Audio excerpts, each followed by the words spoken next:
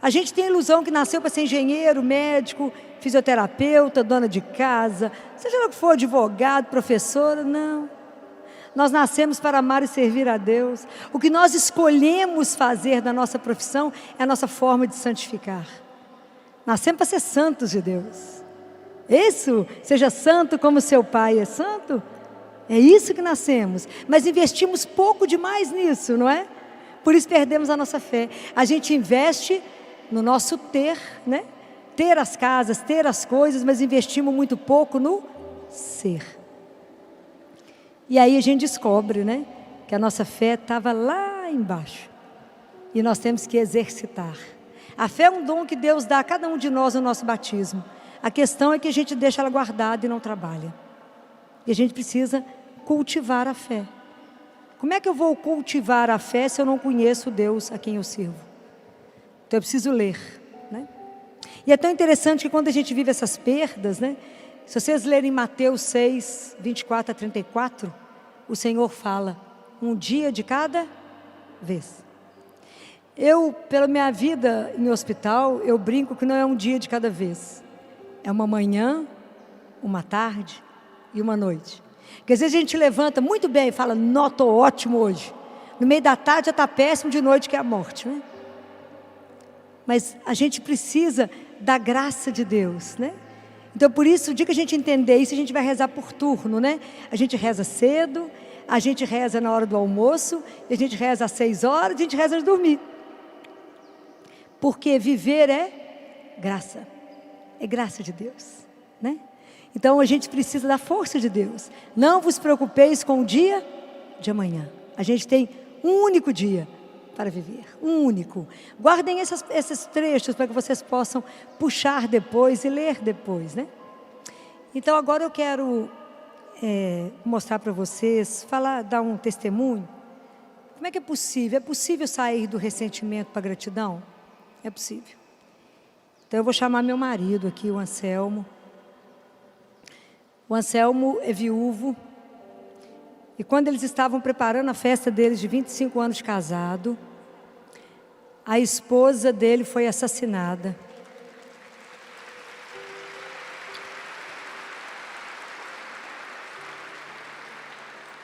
Eles foram assaltados, né, por 3 adolescentes drogados. Deram um tiro nele, um tiro nela. O tiro dele, a bala, realmente não foi perdida.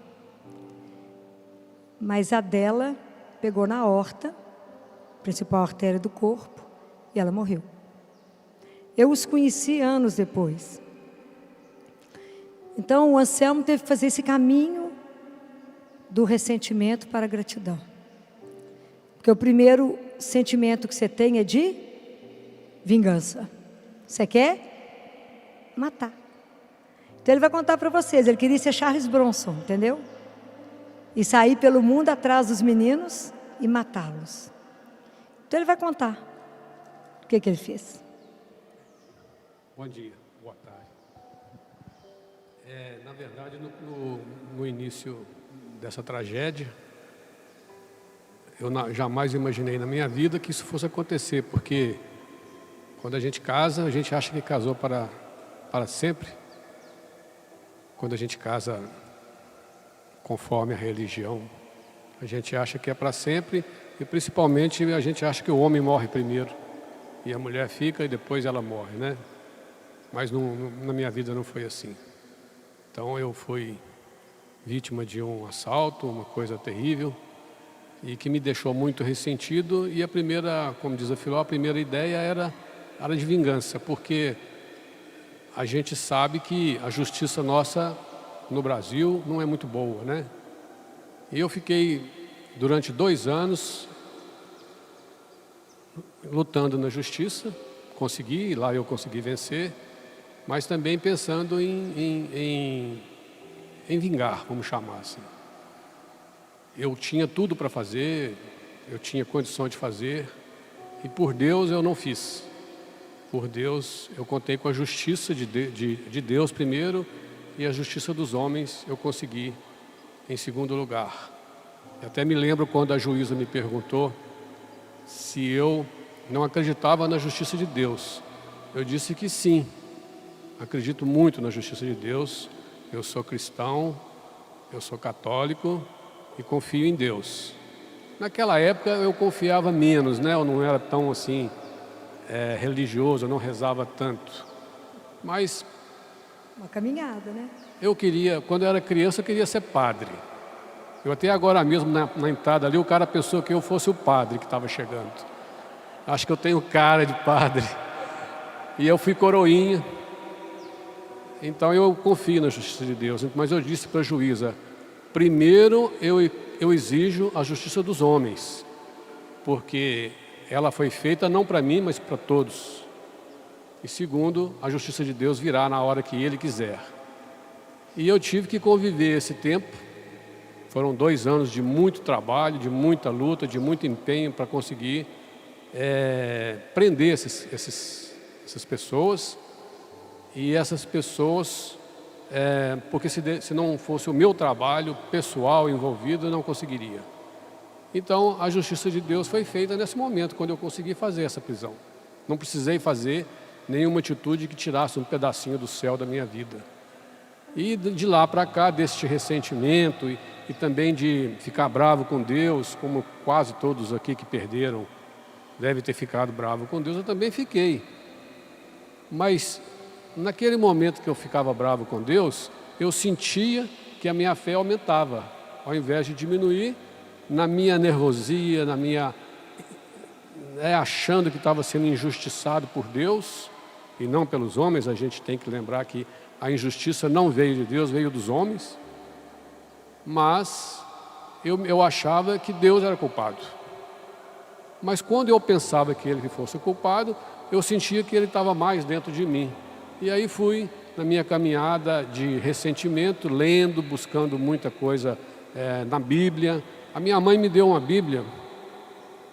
Presta atenção nisso. Quando foi que a mãe dele deu a Bíblia? Quando eu casei, a minha mãe comprou uns lenços para mim, lenços que até hoje eu tenho aqui no bolso.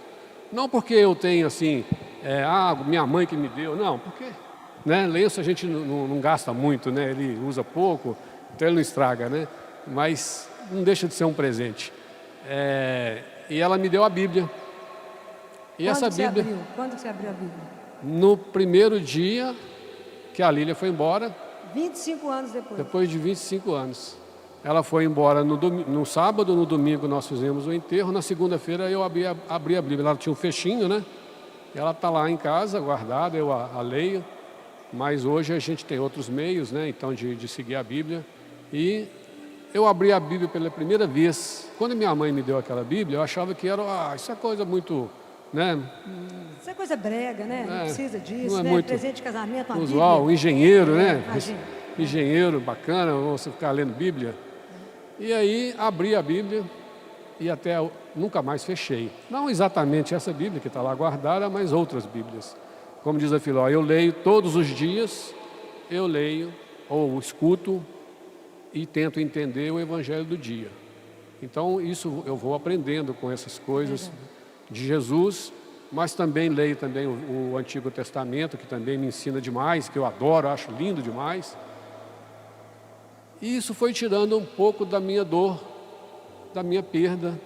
Como diz a Filó, que queria morrer, eu já tinha data marcada para morrer, porque eu tive que comprar um túmulo. Não gosto nem de falar muito, mas tive que comprar um túmulo. Tive que fazer o enterro, tive que fazer os papéis. Ao contrário da Filó, tive que pagar impostos de herança. Uma coisa que dói, tanto pelo valor quanto pela dor de ter que pagar um imposto de uma perda que você não queria que acontecesse nunca na sua vida.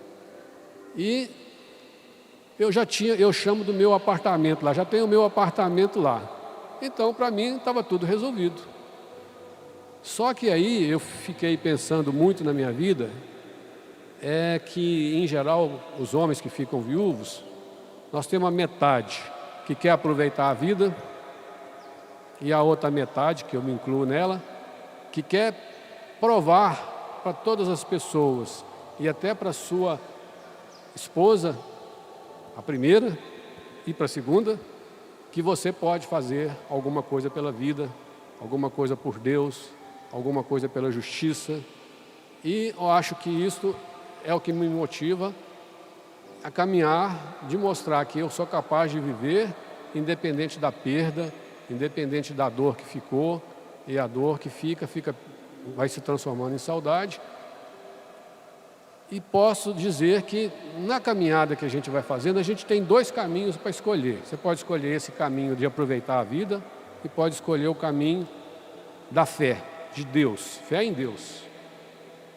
Então, eu acredito que a gente possa fazer essa escolha que eu fiz, e aí, pela caminhada desse tempo, eu pude escolher a pessoa que viesse a ser a minha segunda esposa. Porque, né, assim, a gente podia escolher, tinham várias, né? E eu escolhi a Filó. E foi uma escolha.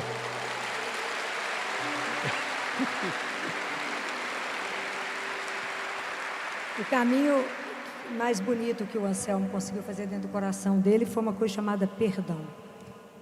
Perdoar aqueles que mataram a esposa dele. Eu acho que foi um dos processos mais difíceis, né?